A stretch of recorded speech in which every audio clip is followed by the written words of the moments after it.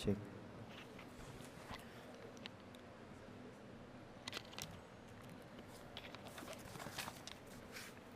Assalamualaikum warahmatullahi wabarakatuh.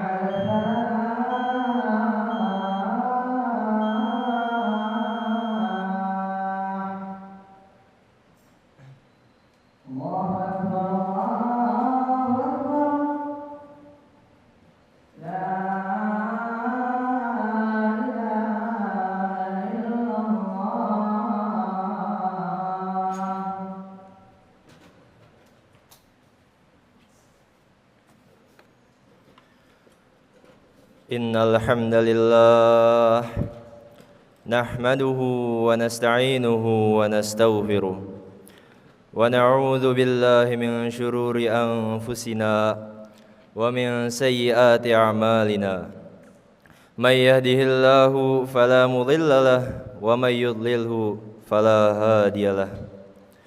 Ashhadu an la ilaha illallah wahdahu la syarika lah wa ashhadu anna Muhammadan abduhu wa rasuluh alladzi la nabiyya wa la rasula ba'dah. Qala Allah ta'ala fil Qur'anil Karim, a'udzu billahi minasy syaithanir rajim.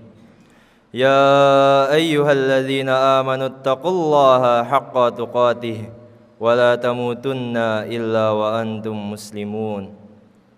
Wa qala Allah ta'ala aidan, a'udzu billahi minasy syaithanir rajim. Lahu mu'aqibatum min baini yadayhi wa min khalfihi yahfazunahu min amrillah. Innallaha la yughayyiru ma biqaumin hatta yughayyiru ma bi anfusihim.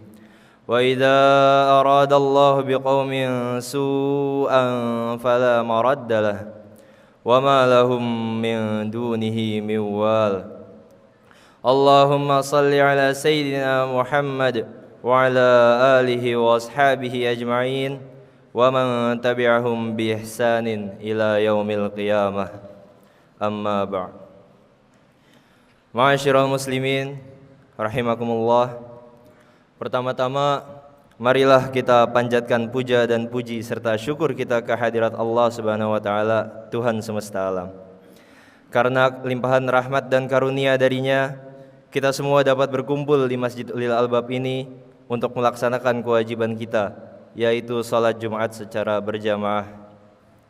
Salawat serta salam semoga selalu terlimpah curahkan kepada baginda kita Nabi besar Muhammad sallallahu alaihi wasallam. Dalam kesempatan ini, khatib mengajak kepada seluruh jamaah, wabil khusus kepada diri khatib pribadi, untuk senantiasa meningkatkan ketakwaan kita kepada Allah Subhanahu wa taala dengan menjalankan segala perintahnya dan menjauhi larangannya. Marilah kita terus memperbaiki ketakwaan kita agar terjaga dari seluruh keburukan dan mara bahaya di dunia ini. Beberapa hari yang lalu, bangsa Indonesia baru saja merayakan hari ulang tahunnya yang ke-81. Bendera merah putih berkibar, lagu-lagu kebangsaan berkumandang, dan semangat nasionalisme menghiasi berbagai sudut negeri. Tetapi di balik euforia dan seremonial perayaan tersebut, ada pertanyaan mendasar yang patut kita renungkan bersama.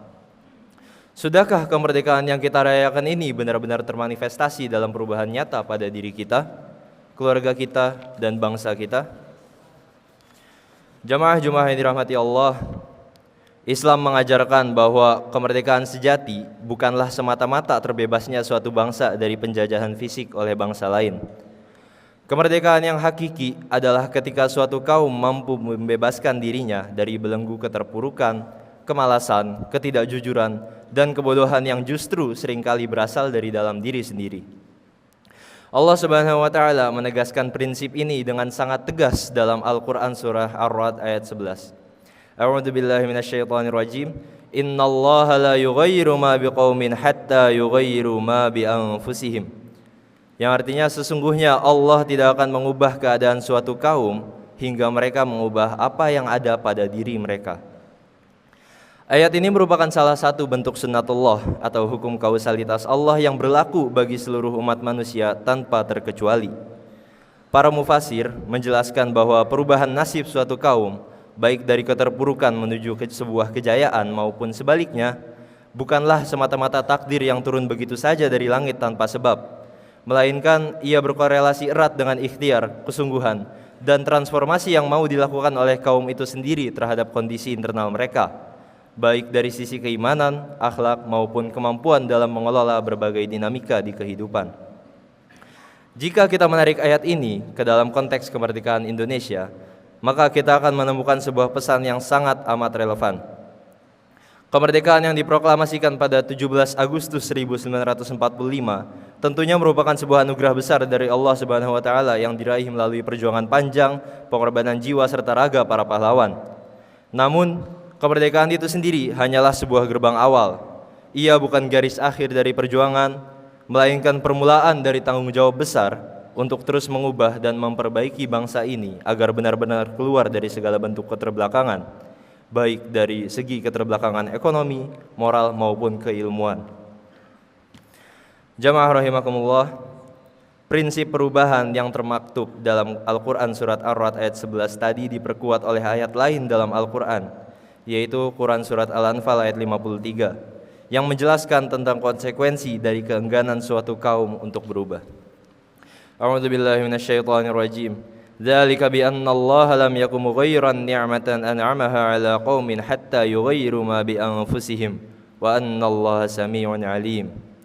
Yang artinya, yang demikian itu karena sesungguhnya Allah tidak akan mengubah suatu nikmat yang telah dianugerahkannya kepada suatu kaum sehingga mereka mengubah apa yang ada pada diri mereka.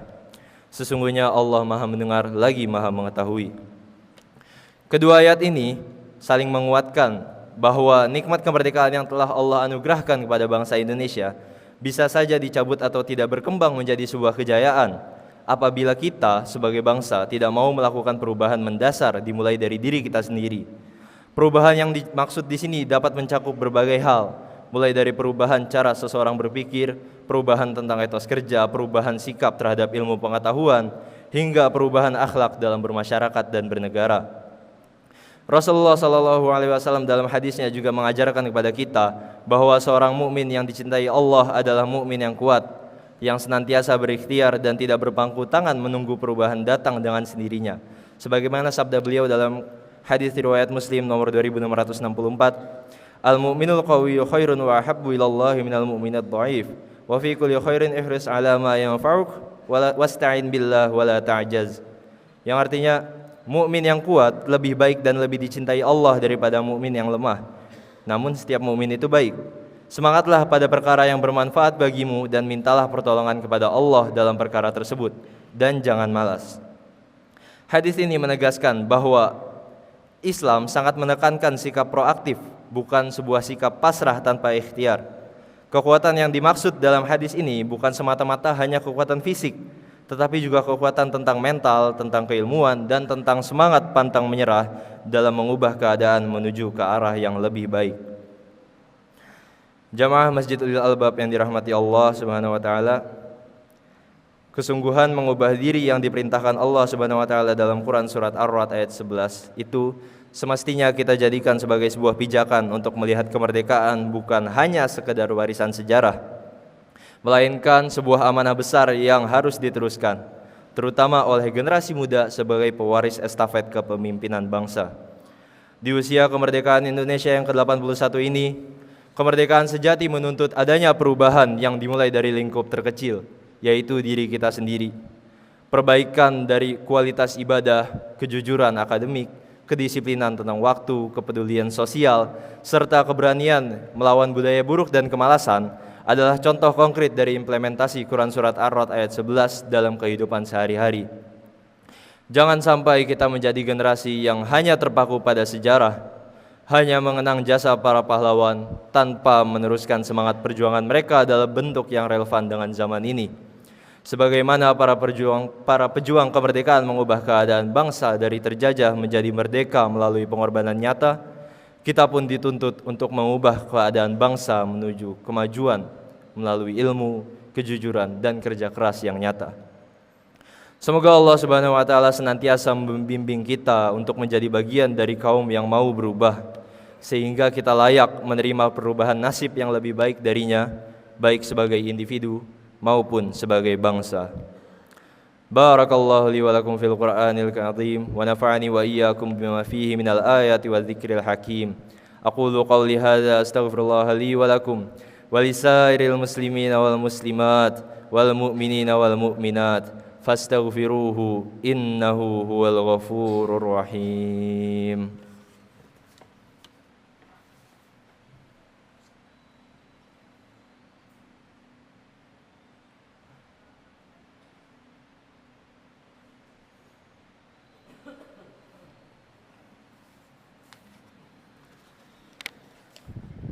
Alhamdulillah hamdan katsiran kama amar. Ashhadu an la ilaha illallah wahdahu la syarika lah wa ashhadu anna sayyidana Muhammadan abduhu wa rasuluh. Allahumma salli wa sallim wa barik ala sayyidina Muhammad wa ala alihi wa ashabihi ajma'in. Amma ba'd. Faya ayuhan nas ittaqullaha wa'lamu anna Allah amarakum bi amri bada fihi bi nafsihi. Faqala ta'ala inna Allah wa malaikatahu yusalluna 'alan nabi ya ayyuhalladzina amanu sallu 'alaihi wa sallimu taslima. Allahumma salli 'ala sayyidina Muhammad wa 'ala ali sayyidina Muhammad. Allahumma ighfir lil muslimina wal muslimat wal mu'minina wal mu'minat al-ahya'i minhum wal amwat. Ya Allah, ampunilah dosa-dosa kami, dosa kedua orang tua kami, dosa para guru kami, serta rahmatilah arwah para pahlawan yang telah gugur demi tegaknya kemerdekaan bangsa ini. Ya Allah yang maha membolak-balikan hati, jadikanlah kami hamba-hambamu yang senantiasa bersungguh-sungguh mengubah diri kami menuju kebaikan, sehingga kami bisa terus berusaha menjadi hambamu yang sebaik-baiknya. Ya Allah, berkahilah negeri kami Indonesia. Karuniakanlah kepada kami pemimpin yang adil, jujur, amanah, dan takut kepadamu. Jauhkanlah bangsa kami dari perpecahan, kebodohan, kemalasan, dan kemunduran moral. Jadikanlah kami generasi yang mampu mengisi kemerdekaan ini dengan karya nyata dan akhlak yang mulia.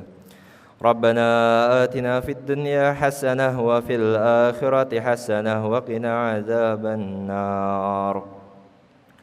Innallaha ya'muru bil 'adli wal ihsan wa ita'i dzil qurba wa yanha 'anil fahsya'i wal munkari wal baghi ya'idzukum la'allakum tadhakkarun. Fadhkurullahal 'azima yadhkurkum washkuruhu 'ala ni'amihi yazidkum wa la dzikrullahi akbar.